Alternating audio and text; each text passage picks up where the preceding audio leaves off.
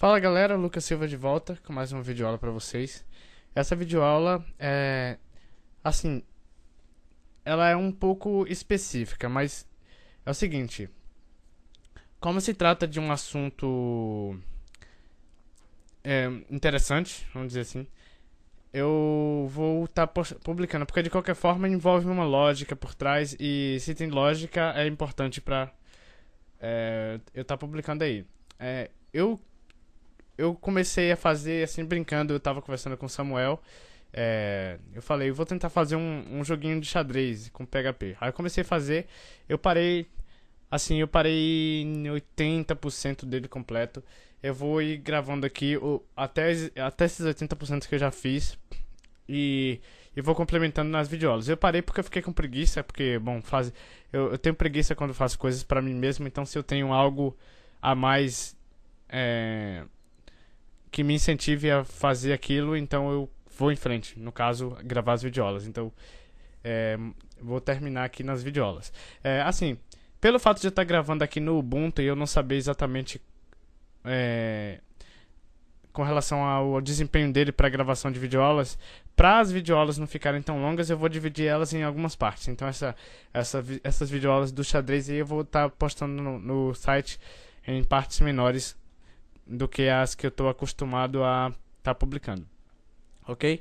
Então, ok, vamos então primeiro Ctrl Alt T aqui, vou startar pelo terminal vou startar o PHP, então sudo service apache 2 start, né, pra gente começar a colocar a senha, e, bom, no caso aqui já está startado, aí eu vou vir aqui, localhost, vamos ver se ele já está listando minhas pastas. Opa, ele foi para aquele site, localhost.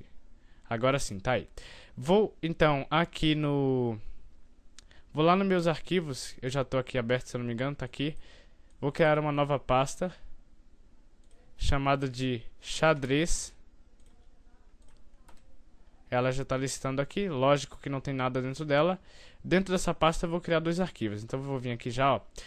Assim, como vão ser mais a parte do código PHP, nessa videoaula eu vou estar fazendo mais o código, mas eu vou criar dois arquivos. Esse primeiro aqui vai ser o que eu vou criar como uma classe, tá? Eu vou chamar de xadrez.class.php. Eu vou salvar lá dentro de sistema de arquivos, var www. No meu caso ele criou uma pasta HTML, não é direto a raiz, no caso é a pasta HTML, não a pasta www. Então HTML xadrez, no seu caso você vai salvar na pasta raiz do seu site, né, da sua pasta aí. Então, xadrez.class, salva lá, e eu vou criar um outro arquivo que eu vou chamar de xadrez.php, que vai ser somente para eu chamar a classe e executar os métodos e tal, tá? A gente vai gerar o gráfico e tudo mais. Como eu disse, eu já tinha feito 80% disso quando eu tava lá no Windows, né? Lógico que se você procurar na internet você vai encontrar aí sites explicando como fazer com uma lógica diferente. Eu quis exercitar aqui minha mente fazendo de cabeça esse negócio. Assim, então meu código pode não estar dos melhores, mas eu vou estar ensinando como eu cheguei a aquele ponto, tá? Vou tentar dinamizar esse sistema também depois, tá? Por enquanto ele vai ser estático, né? Só o PHP e tudo mais. Então, é o seguinte, eu tinha criado inclusive a interface gráfica. Então eu vou fazer assim, ó. Eu vou pegar, eu vou deixar para download, eu vou vir aqui meus arquivos do meu que é do Windows, né? Que eu tô em dual boot com Windows, eu vou vir aqui no meus, eu tenho aqui no WAMP, eu tenho aqui, quer ver? Estudos. Daí aqui eu tenho eu tenho os xadrez aqui, ó. No caso eu tenho peças aqui, ó, pasta peças. Eu vou copiar essa pasta peças e vou voltar aqui no meu computador, var www HTML xadrez. Eu vou jogar aqui peças, que são algumas imagens de algumas peças em PNG pra gente estar usando, né?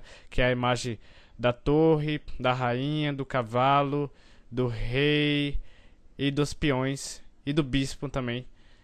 Ambas, as peças pretas e as peças brancas, certo? A gente vai estar fazendo loop nelas para exibir a quantidade necessária que a gente vai precisar. E é isso aí, eu vou deixar para download essas imagenzinhas também. Ok? Só as imagens, o código eu quero que vocês acompanhem comigo. Bom, então vamos lá. Eu vou já então criar uma classe. Eu vou fazer o código aqui, a quantidade que der, tá? Se não der para gravar muito nessa videoaula, eu faço nas próximas. Então, classe xadrez. E essa classe xadrez eu vou ter três atributos, que vai ser public variável xadrez, que ela vai ser um array vazio por padrão. Xadrez não, desculpe. Tabuleiro, calma aí. Tabuleiro, que ela por padrão vai ser um array. Esse tabuleiro vocês vão ver como a gente vai criar. Eu vou fazer o método ainda nessa aula. Que é para gerar aqueles, né? Casa A1, casa A2, casa A3, casa A4 até A8, casa B1, casa B2, casa B3, casa B4 até o 8. A gente vai ver como fazer isso. Essa parte é a parte mais simples, inclusive, do sistema. É interessante que você tenha que você saiba. Assim, na verdade não é nem tão importante que você saiba como jogar xadrez, porque eu vou estar mostrando a lógica das peças aqui. E com isso você vai aprender também, né? Como um bônus aí de estar assistindo as aulas, você vai aprender a jogar o xadrez. Então, public variável ABC vai ser igual a um array, que eu vou armazenar então as colunas, que é A, B, C, D, E, F, G e H. Então são 1, 2, 3, 4, 5, 6, 7, 8 colunas, certo? A, B, C, D, F, G e H. São as colunas do tabuleiro de xadrez. Depois um public variável peças, que eu vou armazenar, que vai ser assim, peças vai ser um array. Esse array eu vou armazenar as peças, porque assim, esse array ele vai servir de um identificador para aquelas minhas imagens, tá? Olha só como elas estão nomeadas aqui, ó, peças, ó, bispo underline branco, peão underline branco, rei underline branco, torre underline branco, todos com underline e a cor, né? Cor branco e cor preta. Cor branco e cor preto. Eu nomeei assim, tá? Branco, preto, tá? Então vai ser bispo, vai ser torre, cavalo, bispo, rei, rainha e peão branco, e torre, cavalo, bispo, rei, rainha, peão preto. Então vai ser dois arrays. Deixa eu minimizar aqui. Então olha só. Brancas vai receber um array, no caso vírgula, né, porque eu vou precisar do segundo, então vai receber um array. Esse array vai ter assim, ó, torre underline branco, vírgula, cavalo underline branco, vírgula, bispo underline branco, vírgula, torre, cavalo, bispo, rei underline branco, vírgula, e rainha underline branco, vírgula, e peão underline branco. É importante que você deixe nessa ordem: torre, cavalo, bispo, rei, rainha e peão, porque essa é a ordem em que as peças são dispostas no tabuleiro. Ou da direita para a esquerda ou da esquerda para a direita, você vai perceber que vai ter a torre, depois o cavalo, depois o bispo, depois o rei, depois a rainha. No caso não. No caso isso é da direita para a esquerda. Se fosse da esquerda para a direita seria cavalo, no caso seria torre, peão, torre, cavalo, bispo, aí depois a rainha e depois o rei. No caso da direita para a esquerda é rainha, rei e depois a rainha, entendeu? Então é da direita para a esquerda, porque inclusive eu tenho um tabuleiro de plástico aqui, que foi por ele que eu me guiei para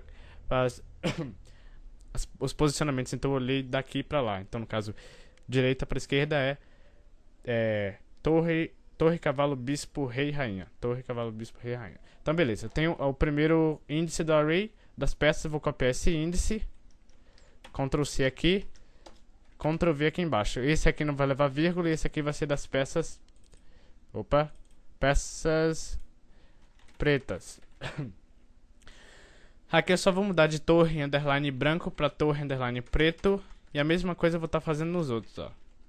Preto, preto, preto, preto e preto. Como eu falei, essa foi a forma que eu achei de fazer, tá? Obviamente que existem formas diferentes e mais práticas para fazer. Mas como eu tava fazendo só como uma brincadeira mesmo, eu achei que ficou interessante. eu vou mostrar a forma que eu achei para fazer. Então aqui vamos criar um método para gerar o tabuleiro. Então, ó, public function gerar tabuleiro, abre parênteses, abre chaves e entro aqui. Então vou comentar aqui, ó, termina método para gerar tabuleiro. Isso aqui vai ser para gerar o tabuleiro em si, né, com as casas A1, A2, A3, A4, A5, A6, A7, A8, B1, B2, B3, B4, B5, B7 e assim vai até o H, certo? Que são 8 por 8, 64 casas. Depois, isso aqui a gente vai estar gerando desde aquele array. E quando a gente terminar de fazer isso, todo o código, no caso, incluindo das posições iniciais das peças, a gente vai poder então gerar a interface gráfica para esse nosso tabuleiro.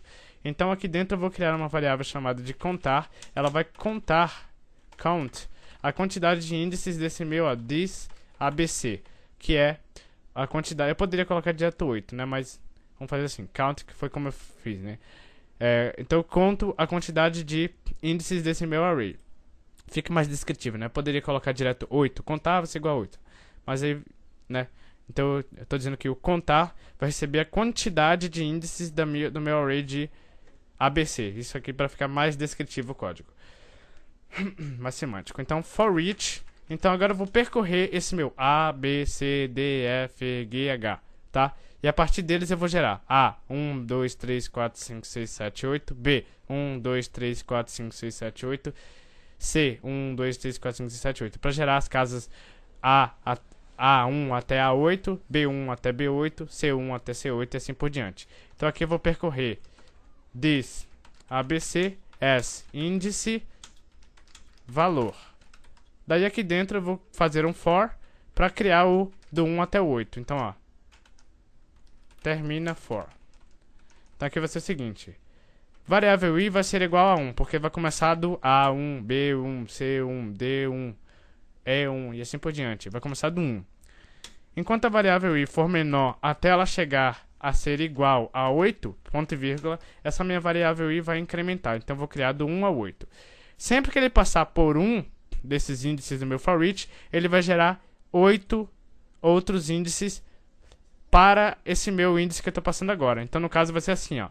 Então eu vou criar this tabuleiro, vai receber um índice e vai receber um valor para esse índice.